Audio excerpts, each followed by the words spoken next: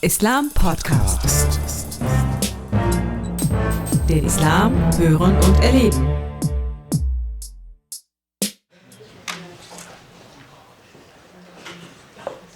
Now we should begin with the discussion. Questions to Professor Tariq. Den Satz nochmal übersetzen. Bitte? Den letzten Satz muss ich ihm nochmal. He understands perfect German. Ach so, okay. Here in Osnabrück we have enough very scientific professors and also scientific scholars of Muslim faith and Muslim culture and so on. So in Osnabrück it is very different from the other part of Western Europe. Thank you very much. Yeah, please. At first, I would say I'm glad to be being here, and I understand a lot, many of your Of your statement.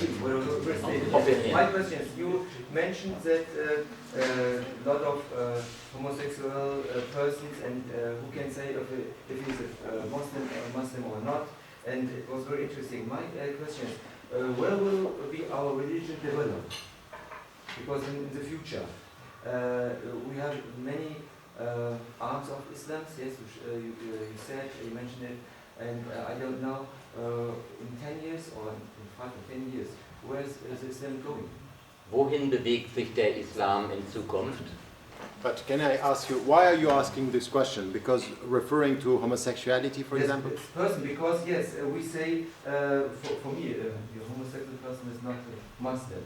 That's my personal opinion. And the person in our society, they play with Islam.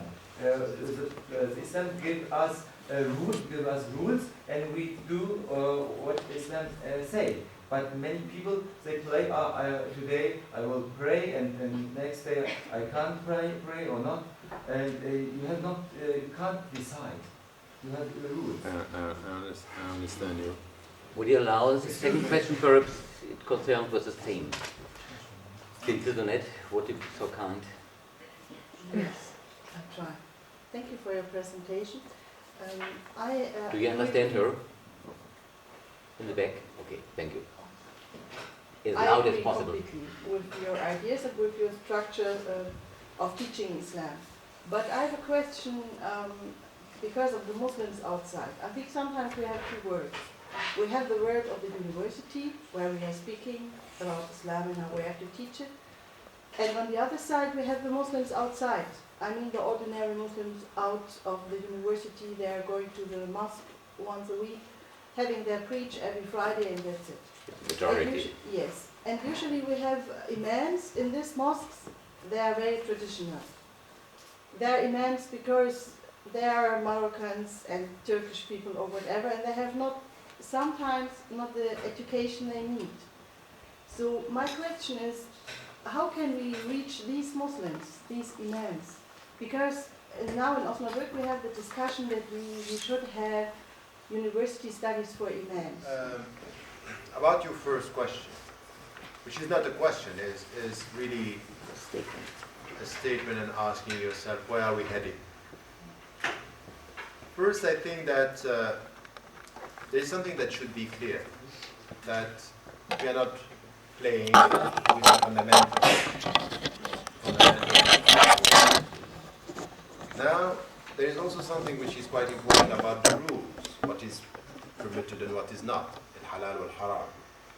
And some of these principles are clear for all the Muslims. Now, you have to be yourself very cautious. The clarity of the principles doesn't allow you to be so simple in your judgment. Because the Islamic principles are clear, but life is complicated. So don't come from the clarity of the principles by judging the people. Why am I saying this? Because today, I'm working at the grassroots level with many Muslims. And I can tell you they are not playing. Some of them are suffering. Some of them are praying 2 days and not praying the 3rd day. And they come back. They are not playing. They are suffering and they are asking questions. Some of them are maybe doing the way you see it from outside, but don't judge the internal questioning of someone with the apparent behavior that you can see. One day yes, one day no. Because someone who is trying to get peace, and he or she is going through one day yes and one day no, is not getting peace. So it's a tension. So I would say we have to be very cautious as Muslims, and it's not too bad to experience the difficulties of our time by saying, suspend your judgment while you are clear on the rules. Why am I saying this? Because when I'm asked about homosexuality, I'm saying it's against the principles of Islam. Islam is not promoting homosexuality. It's prohibited. Now, how am I going to do with people coming to me when I'm working at the grassroots level? I can just give you one example of someone who came to me. I have at least 30 people who are telling me, we come to talk to you because we can't talk to others. They're going to judge us. But I'm coming to you, I'm suffering. I'm a Muslim. I'm a committed Muslim. But this is it. I'm a homosexual.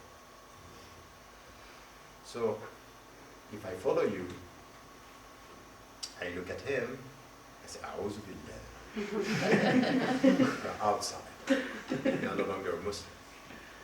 While he himself understands that this is according to Islam a sin, but he is a believer.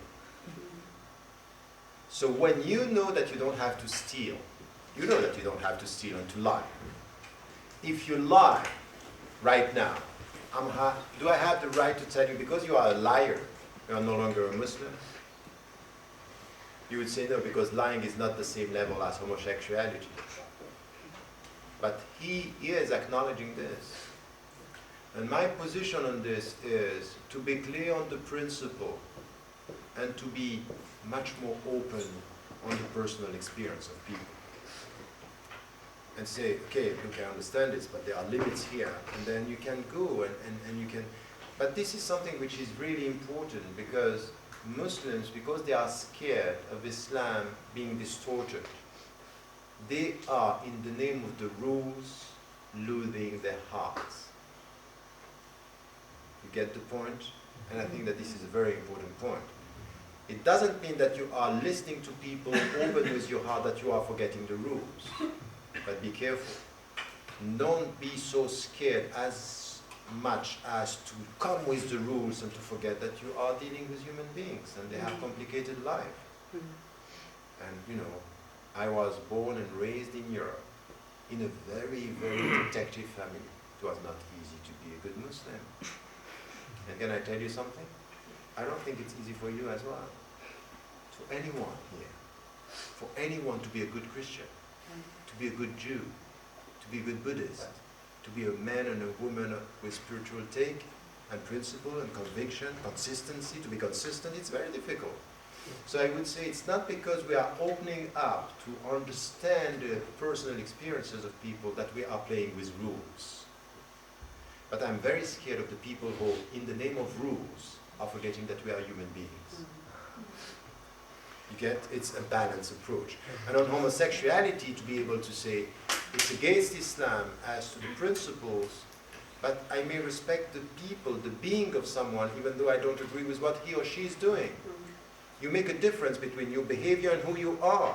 And I respect who you are, and I have to be close to. So this is something which is quite important. Now I can understand your fear. Where is the limit? Where is the limit? That's a very fair question. But I think that by only coming with rules, we are not doing the job. We are not coming with the right answer.